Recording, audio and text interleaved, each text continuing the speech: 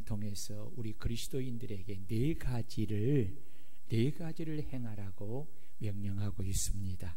첫째는 너희가 그리스도 예수를 주로 받았으니 그 안에서 행하라고 말씀하고 있습니다.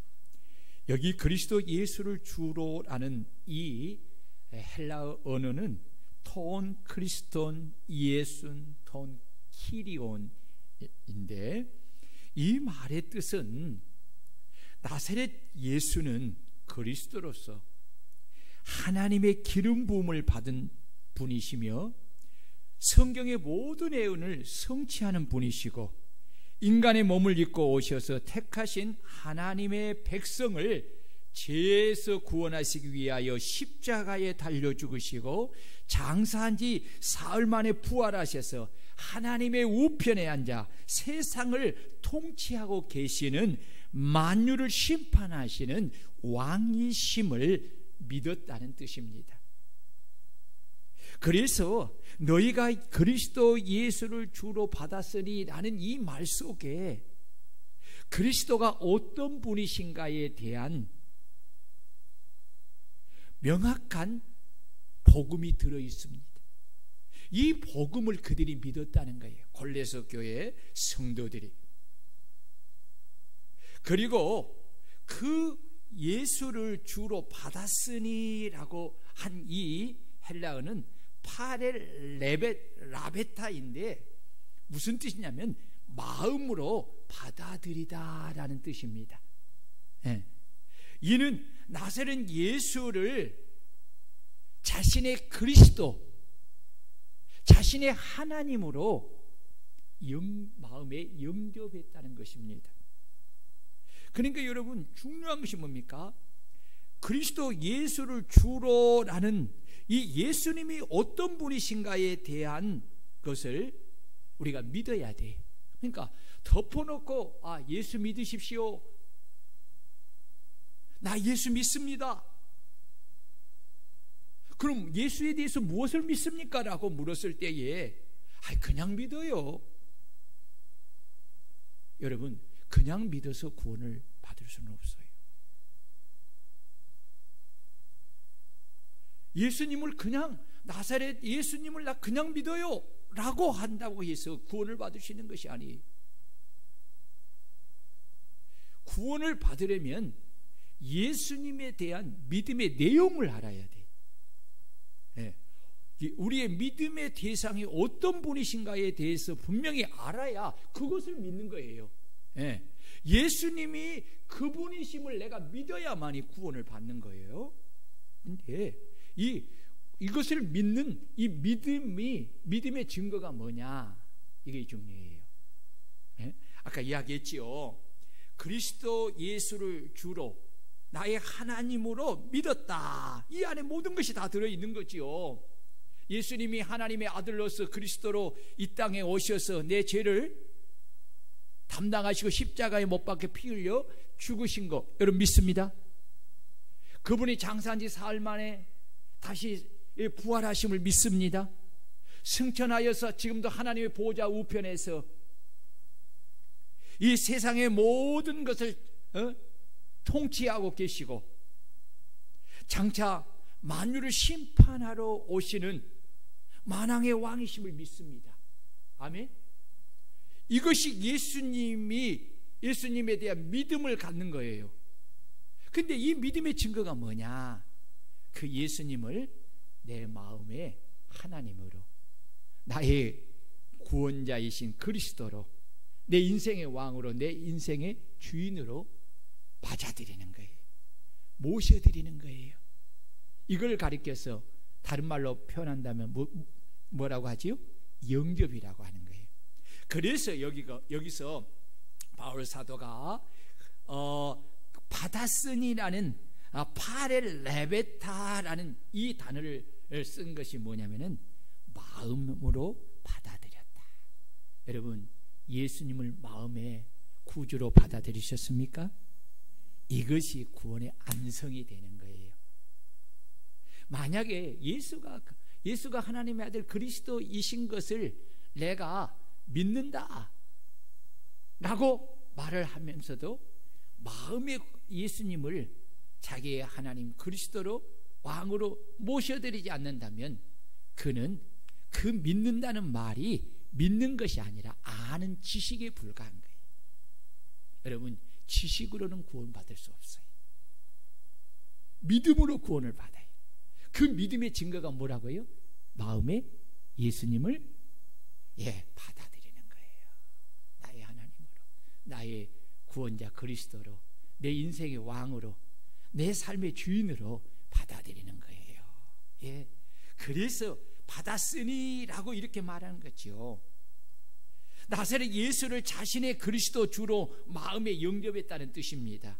이로 인하여서 골로새 교회 성도들은 구원을 받았기에 이제는 하나님의 자녀로서, 하나님의 백성으로서, 주님의 제자로서 주 안에서 주님이 명하신 말씀을 행하라는 것입니다. 그래서 그 안에서라는 이 헬라어는 엔 아우토라는 이 말인데, 그리스도와 친밀한 교제를 통한 완전한 일치를 나타내는 표현입니다. 그 안에서라는 이 안에서 행하라는 이 단어의 시대가 중요한데, 그 시대는 명령법 현재 시대입니다. 이는 성도들의 일상의 삶이 그리스도를 주로 마음에 모신 자답게 그 안에서 그리스도와 완전한 일치를 통해 주님을 닮아감으로 주님이 원하고 바라시는 삶을 살아가되, 그 삶이 현재적으로 계속하여 살아가야 한다는 것입니다. 여러분, 오늘 성찬에 참여했지요? 성찬에 참여하면서 주님의 몸과 살과 피를 우리가 먹고 마셨잖아요. 여러분, 이것은 영적으로 굉장히 중요한 거예요. 주님과 연합, 일치를 뜻하는 것이 성찬에 참여하는 거예요. 성찬에 참여하는 거예요. 그래서 오늘 우리가 예수 그리스도를, 여러분, 누가 성찬에 참여할 수 있는 자격이, 누구에게 성찬을 참여할 수 있는 자격을 주어집니까? 엘리마, 우리 엘림이 얼마나 고마운 줄 몰라. 목사님은 이번 추수 감사절 할 때 우리 엘림이 기도하면서 하나님께 참 많이 감사했어. 우리 엘림이가 중학교 2학년이에요. 2학년 사춘기란 말이에요. 근데도 이렇게 아빠, 엄마, 할머니 하고 이렇게 신앙생활 잘 이어서, 우리 엘림이가 그 자리에서 예배 드리는 것을 목사님이 늘 생각하면서 기도하는데 얼마나 감사한 줄 몰라. 얼마나 감사한 줄 몰라. 우리 엘림이가 오늘 성찬에 참여했지. 그러면 이 성찬에 참여할 수 있는 자격을 교회에서 목사님은 누구에게 허락하느냐? 누구에게? 예수 그리스도를 구주로 믿은 자. 이 사람이 누구예요? 세례를 받은 자예요. 세례를 받지 아니한 사람은 이 성찬에 참여할 수가 없어요. 왜요?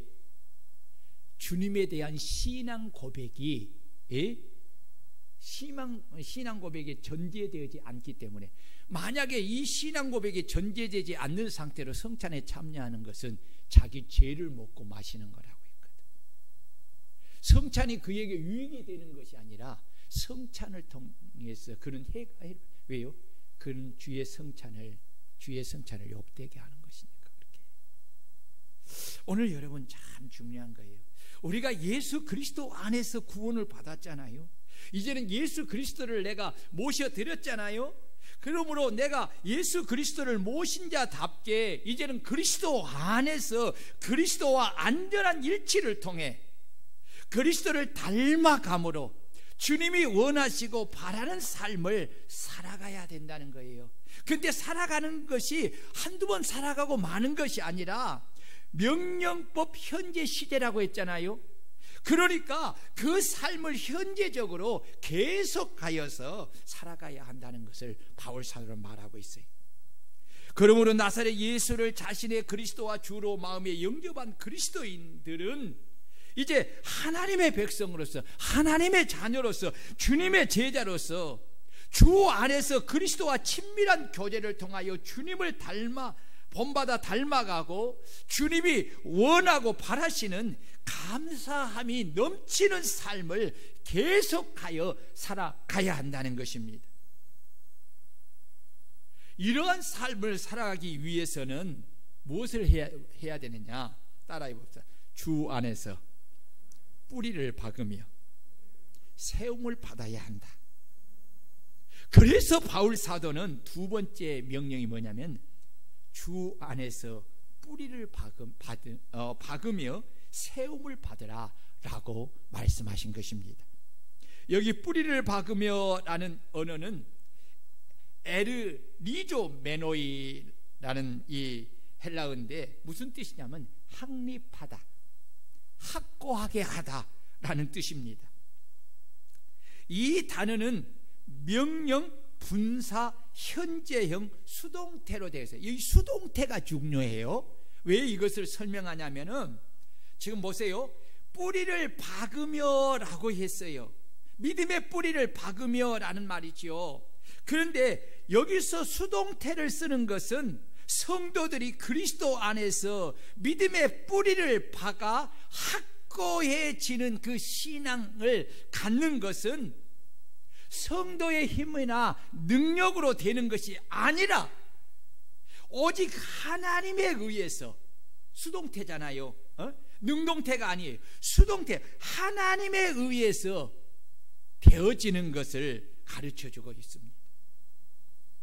그리스도 안에서 믿음의 뿌리를 박는다는 것은 하나님의 말씀에 믿음의 뿌리를 깊게 내리는 것을 말합니다.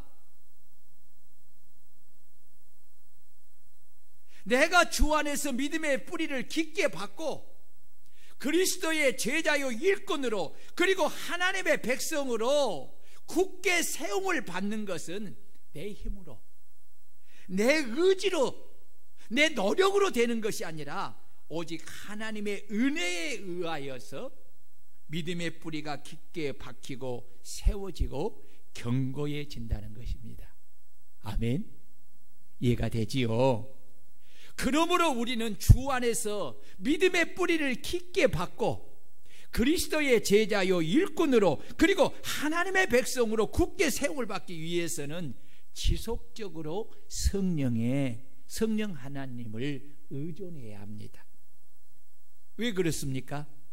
성령 하나님을 통해서 믿음의 뿌리가 깊게 박혀지고 또 세움을 잊게 되는 것이니까 그렇습니다. 여러분, 성령을 의존하는 것은 바로 항상 깨어 기도하는 것입니다. 아멘. 우리는 기도를 통해 성령의 도우심을 받아 주 안에서 주의 말씀에 믿음의 뿌리를 깊게 박고 그리스도의 제자요 일꾼으로, 그리고 하나님의 백성으로 굳게 세움을 받을 수가 있게 되는 것입니다. 여러분, 우리가 성령의 도움을 받고 주의 말씀에 믿음의 뿌리를 깊게 박으면요, 어떤 신앙의 풍파가 우리에게 일어나도, 환난과 핍박과 시련과 여건과 고난이 우리에게 닥쳐와도 우리는 능히 싸워 이기고 승리할 수가 있게 되고, 이로 인하여 범사에 하나님께 넘치는 감사를 할 수 있게 되는 것입니다. 아멘. 여러분, 내 삶이 어렵다고, 내 삶이 힘들다고, 내가 지금 내 육신이 연약하다고, 여러분, 내가 하나님 앞에 넘치는 감사를 드리지 못한다는 것이 아니냐 말이에요. 내가 정말 주 안에서 믿음의 뿌리를 깊게 박고 내가 하나님의 백성으로 굳게 서 있으면 그 환경 속에서도 내가 감사할 수 있습니다. 아멘. 감사할 수 있습니다. 내가 그 하나님께 풍성한 감사를 드릴 수가 있는 것이. 세 번째로 바울 사도가 우리에게 명령한 것이 뭐냐면, 따라해 봅시다. 교훈을 받은 대로 믿음에 굳게 서라. 교훈을 받은 대로 믿음에 굳게 서라. 하나님의 말씀을 통해 교훈을 받아 그 교훈을 받은 말씀이 진리임을 알고 믿었으면 우리는 그 말씀을 믿는 믿음에 굳게 서서 어떤 환경과 형편에서도 흔들리거나 요동하지 말고 그 교훈의 말씀을 기쁘게 행하는 자들이 되어야 합니다. 그렇다면 우리가 주 안에서 받은 교훈은 무엇입니까? 그 교훈은 우리를 향하신 하나님의 뜻입니다. 그렇다면 하나님의 뜻은 무엇입니까? 하나님의 뜻은 성경에 여러 가지로 나타나지만 그 중에 중요한 하나님의 뜻은 우리가 잘 알고 있는 것처럼 범사에 감사하라. 감사하는, 너희는 감사하는 자가 되라. 범사에 우리 주 예수 그리스도의 이름으로 항상 아버지 하나님께 감사하라. 감사를 넘치게 하라입니다. 여러분, 하나님이 우리를 향하신 뜻이 범사에 감사라는 말씀인 줄로 믿습니다. 너는 감사하는 자가 되라. 여러분, 성경에 감사하라는 말씀은 굉장히 많아요. 굉장히 많아요. 왜 그럴까요? 감사는 무엇의 표현이라고 했어요? 오늘 아침에 뭐라고 했어요? 감사는 무엇의 표현이라고 했어요? 내가 하나님을 믿는, 그렇지, 믿음의 표현이에요. 믿음의 표현이에요. 그러니까 여러분, 하나님으로부터 생존하고 하나님으로부터 복을 받고 하나님으로부터 살아가는 우리가, 이 모든 것이 하나님으로부터 주어진 것을 내가 믿어요. 그렇지요? 아멘. 그러니까 그 믿음을 가지고 주님 앞에 감사로 그 믿음을 표현하는 거지. 감사함으로 그 문에 들어가 찬송함으로 그 궁전에 들어가서 하나님께 감사하며 그 이름을 송축할지어다. 이것이 예배예요. 그래서 여러분, 예배에 감사가 빠지면 그건 예배가 아니에요. 여러분들이 하나님 앞에 드릴 때에 감사하는 마음으로 예배를 드려야 돼요. 찬송 속에서도 여러분 감사가 들어있는 거예요. 기도 속에서도 감사가 들어있는 거예요. 여호와께 감사하라. 그는 선하시며 그 인자심이 영원하미로다. 아무것도 염려하지 말고 오직 모든 일에 기도와 간구로 너희 구할 것을 감사함으로 하나님께 하리라. 그리스도의 평강이 너희 마음을 주장하게 하라. 평강을 위하여 너희가 한 몸으로 부르심을 받았으니 또한 너희는 감사하는 자가 되라. 그리스도 말씀이 너희 가운데 풍성히 거하여 모든 지혜로 피차 가르치며 건면하고 시와 찬미와 신령한 노래를 부르며 마음에 감사함으로 하나님을 찬양하라. 성령의 감동하심을 받아 이렇게 말한 다윗 왕이나 사도 바울의 생애를 살펴보면 일생 동안 그들은 하나님께 범사에 감사와 찬양이 넘치는 생활을 하였음을 알 수가 있습니다. 그러므로 우리도 교훈을 받은 대로, 하나님의 말씀을 통해서 교훈을 받은 대로 믿음에 굳게 서서 어떤 환경과 형편에서도 범사에 감사를 넘치게 하는 이런 믿음의 삶을 사는 저와 여러분들이 되시기를 주의 이름으로 축원합니다. 마지막, 바울 사도는 감사함을 넘치게 하라고 말씀합니다. 따라해 봅시다. 감사함을 넘치게 하라. 여기 넘치게 하라는 이 언어는 페르수온테스라고 하는데 풍부히 갖추고 있다, 넘쳐나게 하다라는 의미입니다. 그래서 오순절 계통의 신학자들은 이 말씀을 번역하기를 어떻게 보냐면 충만한 감사함이 차고 넘치게 하라 이렇게 번역을 했더라고요. 충만한 감사함이 넘치게 하라.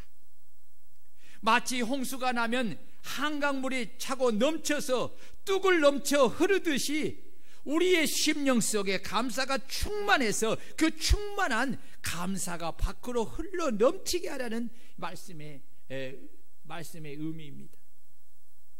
오늘 추수감사절을 지키는 저와 여러분들의 심령 속에 이 충만한 감사함이 가득 차서 흘러 넘치기를 주의 이름으로 축원합니다.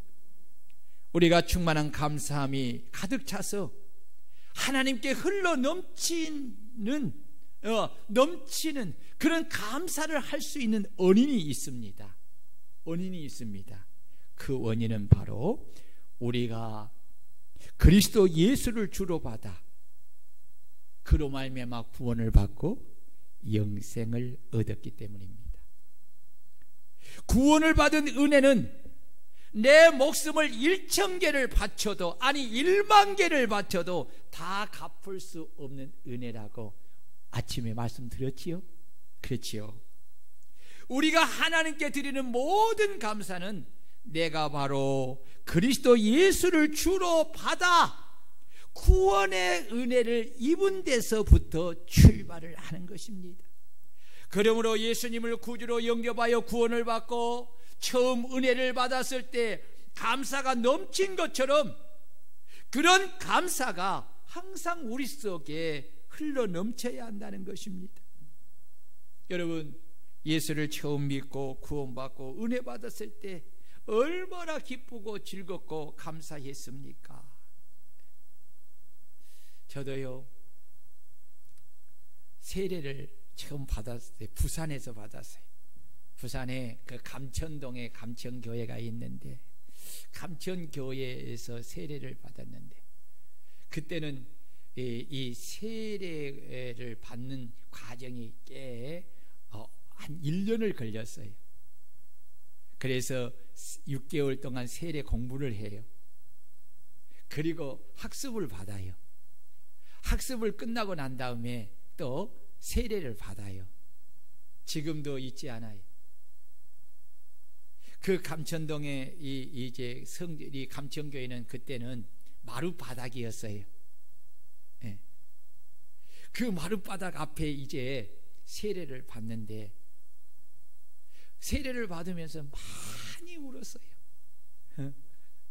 어찌 그리 그냥 그 눈물이 나오는데 안 울려고 해도 그렇게 울어요. 그래서 내가 지금도 잊지 않아요. 그 정윤건 목사님인데 김 선생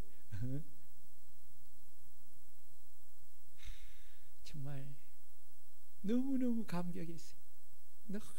너무 감사했어요. 기뻤어요. 예. 여러분 정말 그래요. 우리가 그 세례를 받고 구원을 받았을 때에 그 마음속에 흘러넘치는 그 기쁨과 즐거움과 그 감사가 오늘도 여러분 속에 있기를 주의 이름으로 축원합니다. 어느 시골에 어떤 사람이 예수를 믿고 구원을 받아서 하나님의 자녀가 되었습니다. 자신이 구원을 받아 하나님의 자녀가 되었다는 것이 너무 기쁘고 즐겁고 감사가 넘쳤습니다.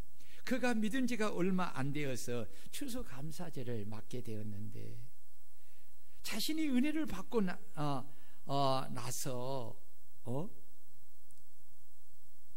예전의 생각이 완전히 믿음 안에서 바꿔졌습니다. 예전에는 자기 힘으로 농사를 지어서 잘된 줄로 생각했는데 예수를 믿고 나서 보니까 그것이 하나님의 은혜로 풍년이 들게 해주시고 수확을 거두게 되었음을 깨닫게 된 것이지요. 그래서 그는 농사를 지은 가장 좋은 벼를 추수하여서 쌀 10가머니를 하나님께 드려 강단에 쌓아놓고 추수감사 예배를 드렸다고 합니다. 다른 성도들이 그 초신자인데 감사를 보면서 많이 감동을 받고 자신에게 주었던 그 은혜를 다시 생각했다고 하는 그런 글을 책에서 보았습니다. 여러분, 성경을 보면 범사에 감사하는 사람들이 참 많습니다. 마게도냐 교회 성도들 보십시오.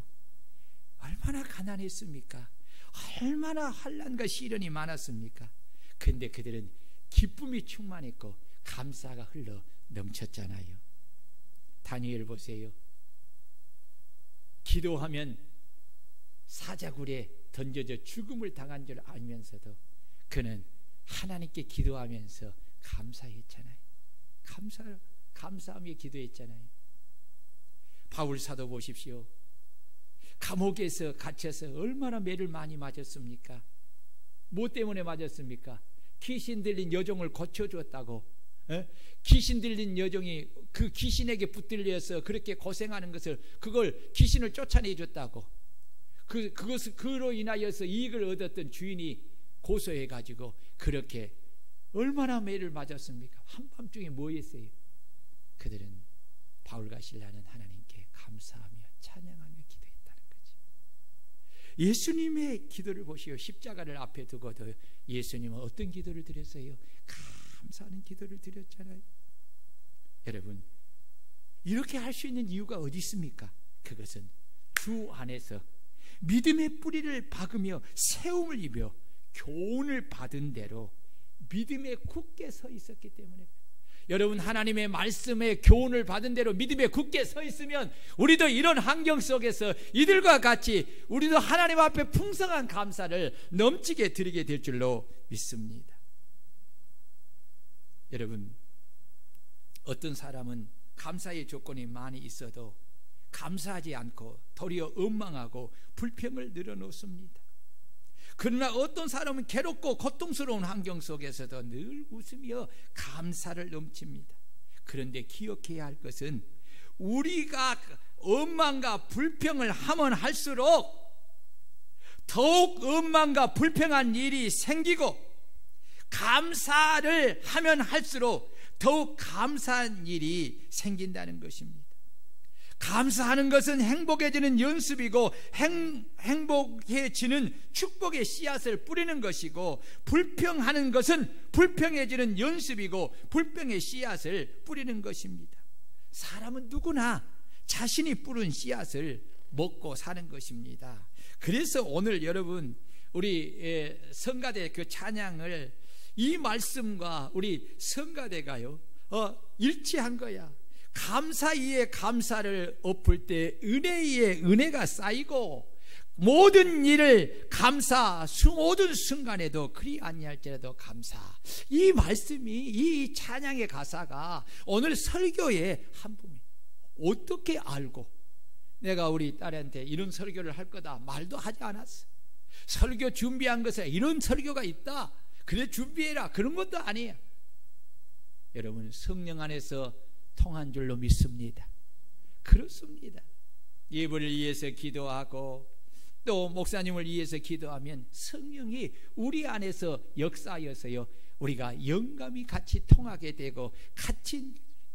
그러니까요, 설교 말씀이 이 찬양 속에 있으니까 제가 얼마나 흥분하겠어요, 얼마나 감동이 되겠어요. 그러니까 오늘 그 찬양을 한 거지요. 근데 그것이 여러분 하나님의 말씀이라니까요.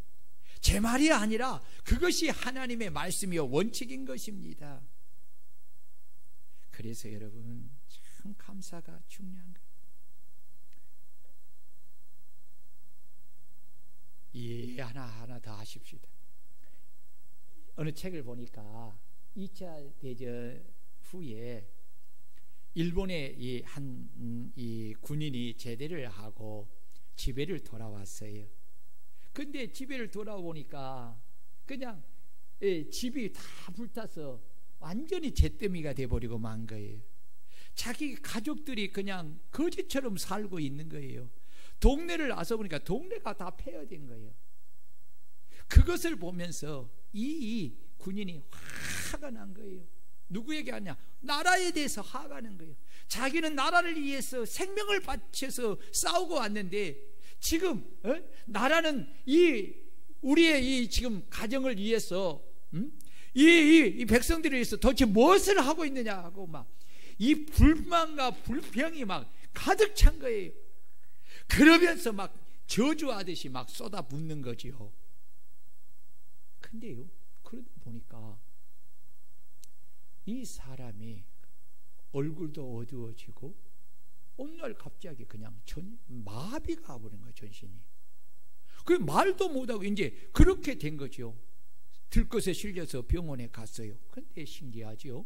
병원의 의사가 전단해 보니까 이게 몸에는 이상이 없는 거라. 그래서 정신과의 의사한테 넘겨보니까 이것은 정신적인 문제다라는 것을 그렇게 경위를 내리고 그 의사가 그 환자에게 이렇게 이야기를 했어요.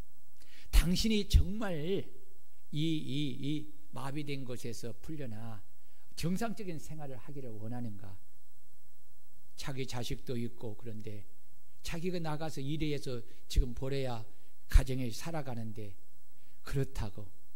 그러면 내가 두 가지를 꼭 말할 텐데 이것을 하면 당신이 반드시 그 병에서 고침을 받고 일상으로 돌아갈 수 있을 거라고. 하겠냐고 하니까 뭘 못하겠냐고 하겠다고요. 그래서 이 시간부터 당신이 만나는 모든 사람에게 무조건 감사합니다, 감사합니다 말을 소리를 내어서 하십시오. 두 번째로 약을 먹을 때나 밥을 먹을 때나 무조건 감사합니다 하고 먹으십시오. 그러니까 이 사람이 그 말을 듣고 쉽게 나오겠어요? 안 나오겠어요? 마음에 감사할 것이 하나도 없는 거야. 불평할 거리만 가득 차 있는데 감사한다는 것이 말이 돼요? 그래도 살기 위해서 이거 어쩔 수 없으니까 하기 억지로 시작하는 거예요. 감사합니다, 감사합니다, 감사합니다. 처음에는요 온갖 인생을 쓰면서요 감사합니다. 근데 신기하죠. 몇 개월이 지나고 난 후에 이 사람이 얼굴이 바꿔졌어. 얼굴이 환해졌다는 거예요. 에? 얼굴이 환해졌어. 그러는 가운데 그 딸이 이제 중학교 다니는 딸이 면회 오면서 아버지가 좋아하는 풀빵을 사온 거예요.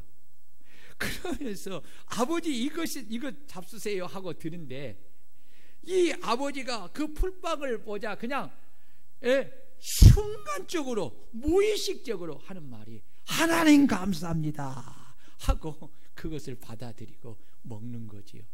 근데 신기하지. 하나님 감사합니다 하고 그 입에 나오자마자 마치 이 세례 요한의 아버지가 그 나이 많은 자기 부인 엘리사벳이 아이를 가졌다는 것을 천사가 전해줄 때 말을 믿지를 못했잖아요. 믿지 못함으로 뭐가 되었어요? 그 봉어리가 되었잖아요. 그건 언제 풀렸어요? 그 말씀이 이루어질 때에 그 입이 풀려지고 혀가 풀려져서 말하듯이 하나님 감사합니다 하니까 그냥 그 마비됐던 그 모든 것이 풀려져 버린 거예요. 그리고 건강을 회복한 거예요. 여러분, 그냥 지나갈 수 있는 이야기지만 여러분, 믿음 안에서는 얼마든지 가능한 말입니다. 오늘 저와 여러분들이 내 앞에 놓인 환경을 보고 여러분, 우리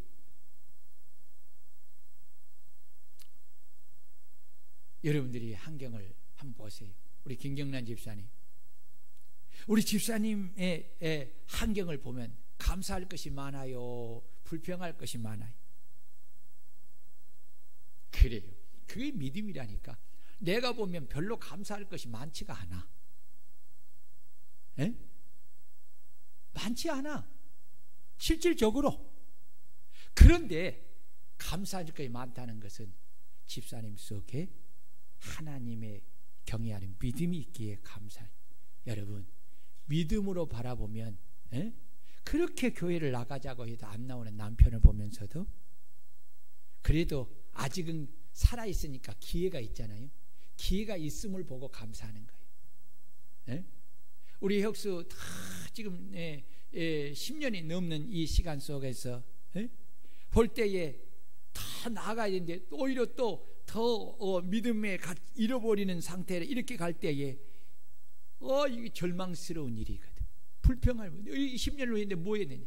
그래도 아직은 살아있다는 것은 다시 믿음을 가질 수 있는 기회가 있다는 것이야. 아멘. 이렇게 환경을 여러분 믿음의 관점에서 보면 모두가 감사할 수 있는 거지. 여러분 오늘부터 범사에 감사하되 이 감사함이 풍성히 넘치는 저와 여러분들이 되시기를 주의 이름으로 축원합니다. 우리 말씀을 붙잡고 통성으로 한번 기도하십시다. 주여 범사에 감사하되